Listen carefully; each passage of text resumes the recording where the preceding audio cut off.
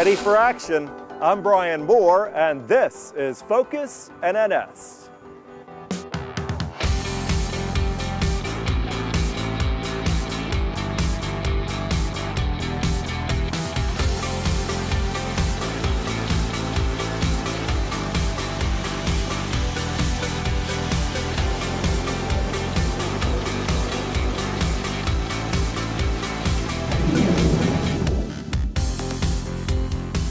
Suppliers from across the country come to Washington, D.C. to talk to members of Congress about the importance of aircraft carriers. We'll take you to Washington, D.C.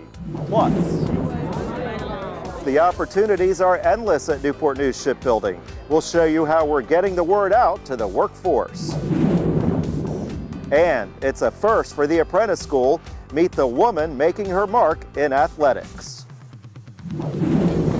Those stories and more are coming up, but first on deck, hundreds of suppliers from across the country meet in the nation's capital to stress the importance of the aircraft carrier to their congressional leadership. Arlena Wallace is in Washington, D.C. at the Aircraft Carrier Industrial Base ACIBC Action Days. Thanks, Brian. A record year in attendance here at the Aircraft Carrier Industrial Base Coalition Action Days here in Washington, D.C. Suppliers are meeting with members of Congress to talk about the importance of the aircraft carrier program to their companies. Now, the hot topic this year, the two-ship buy. Meet Steve Shapiro. He works at the L.C. Doan Company, a supplier of aircraft carrier lighting. Shapiro travels from Connecticut to the nation's capital for Aircraft Carrier Industrial Base Coalition Action Days. ACIBC is a chance for you to tell your story to your congressmen and their staff. I love to go up on the Hill. I love to meet with the congressmen. This year, more than 230 suppliers attended from across the country. This is your opportunity to get in front of your local congressional member and tell them how important the carrier programs are to you and your business. At the top of the agenda, the two-ship buy. And I'm hoping they will support all these new aircraft carriers and the new build and to get us up to the 355 ship builds that we need. Congressional leaders spoke about how they support the aircraft carrier program moving forward. I appreciate your role in what you do, and our industrial base is so important. The capacity that carriers bring and the ability to flex that capacity to whatever location we need at the moment in time is what makes carriers so very, very important. The two-ship buy will result in more than $4 billion in savings when compared to acquiring the ships on individual contracts. The Aircraft Carrier Industrial Base Coalition Action Days 2020 has been announced. For Focus NNS, I'm Lena Wallace. Back to you, Brian. All right, thank you so much, Lena. Now, let's take a look at some other news from around the yard. On the submarine side of business, Newport News Shipbuilding celebrates the New Jersey SSN 796 keel laying. A small event to mark the milestone was held on March 25th. It signifies the beginning of construction on the Virginia-class submarine. Ship sponsor Susan DeMarco, a retired dentist, community volunteer, and the wife of former Homeland Security Director Jay Johnson, chalked her initials, while welder Jess Batrick, a New Jersey native, had the honor of welding them onto a steel plate. Knowing that this is basically a home away from home for a lot of people, it is an actual honor. It's pushing myself to do something that I normally wouldn't do, which is welding in front of people. It's something that won't get ground down. It'll be on the boat for everybody to see. I hereby declare the keel of the United States submarine New Jersey 796 truly and fairly laid.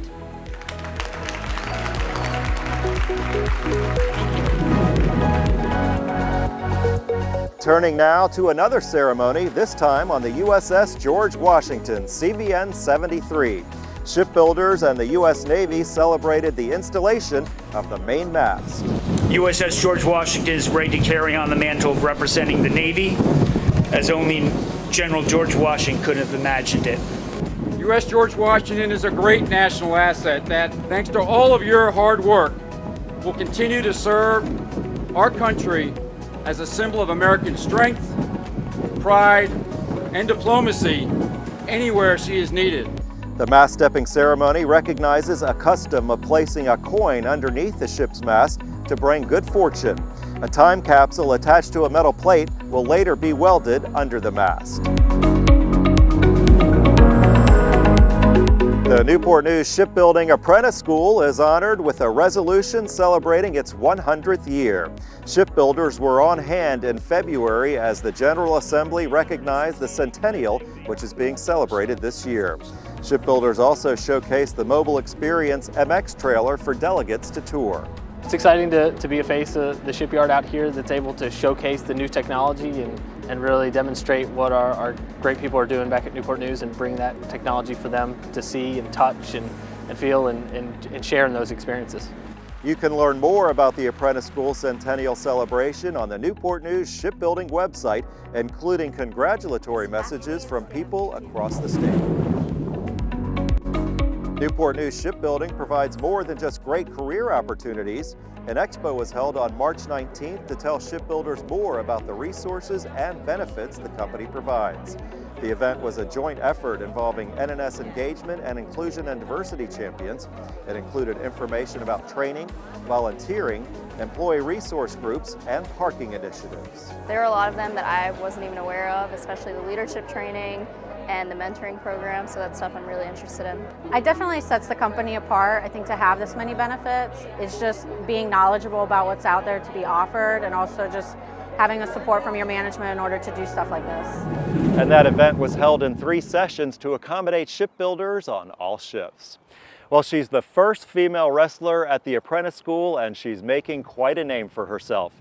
As Erin Pritchett tells us, her talent and ambition have led her to compete in a national championship.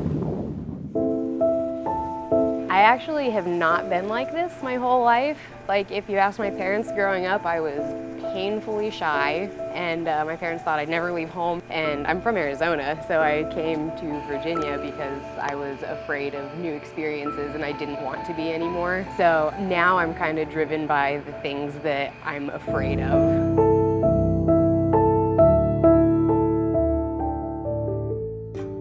I've been playing sports my whole life. I started playing t-ball when I was in kindergarten, I think, and I've been playing softball from 6th grade until I was a senior in high school. And in 7th grade, I started playing volleyball, and I was bad at all of these sports. I was not good until I got to high school and started caring, because up until probably my junior year of high school, I wanted to quit sports every year, and my mom made me do it. She's actually the reason that I'm here, is because she wouldn't let me quit anything. And I tore my ACL my senior year of high school before my volleyball season even started, so I didn't even get to play my senior year. So that was what I thought was the end of my athletic career. But after I got back into sports, I was able to start doing jiu-jitsu, and I immediately fell in love with it. So I've always loved competing, and I'm one of the most competitive people I know. So I really like the individual aspect of athletics. Like, I like being an athlete. I like being the best. I actually started going to school for journalism right out of high school, and I hated it. So I started thinking about alternative careers that I could go into, and I actually called my mom and was crying, having an existential crisis, and I was like, I'm just gonna be a welder. And she was like, that's a great idea. And I was looking up apprenticeships, and I found the Apprentice School, so I just applied for it, not having any idea what it was. And I was told no the first time, and 3 years later, they called me and asked me to apply again, and I just happened to make it. And I just thought I was going to be working here. I just thought I was going to be a welder. I still didn't really know much about what I was getting into. And as I started learning more about the Apprentice School, I started feeling like I can make this a career. I can be here for a long time. The question was how long was it going to take to make it a possibility? Yeah. I've always had a plan in the back of my mind. I want to try to make this happen. And I wasn't sure when it would happen. But then Erin approached me and said, you know, she wants to wrestle. Micah spent months trying to convince the director of the school and everybody who needed to be convinced that having a women's wrestling team is a good idea. It's a good step for the Apprentice School to take. And I don't think I really got too much pushback as far as people believing in the idea of starting a women's wrestling team. I think the hard part was convincing them the time was now.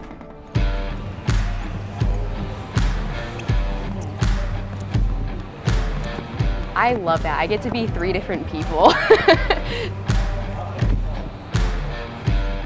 So at work I get to wear my coveralls and I get to be dirty and I get to not care about how I look and how I'm perceived, and then I get to go to class and I get to dress up. I get to come to wrestling where I get to show that I can do things, I can show what I can do.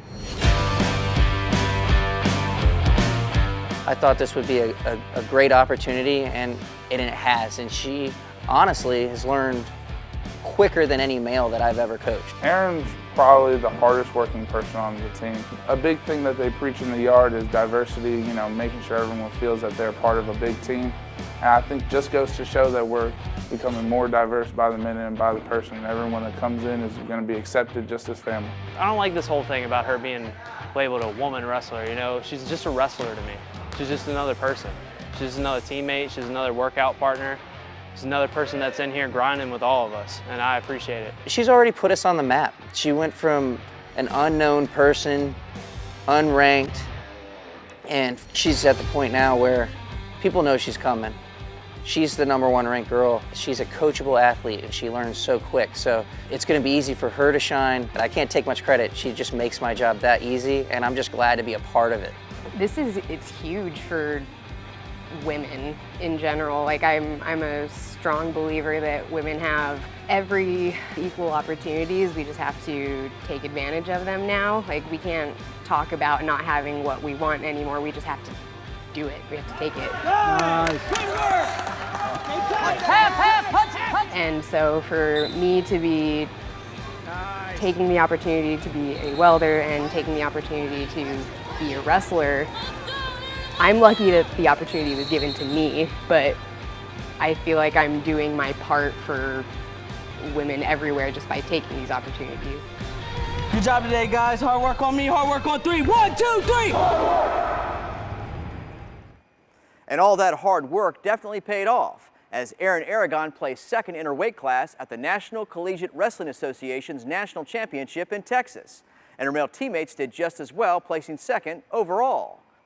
Thanks to Erin's grit and determination, she's definitely charted a new course for the Apprentice School, officially establishing the first ever women's wrestling team, and she's been very busy recruiting new members for next season.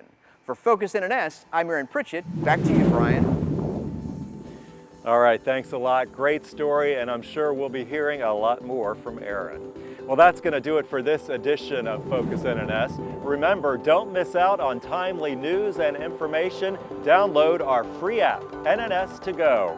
It's available in the Google and Apple stores on your smartphones and tablets. And don't forget to check out the latest news in our weekly publication, Currents.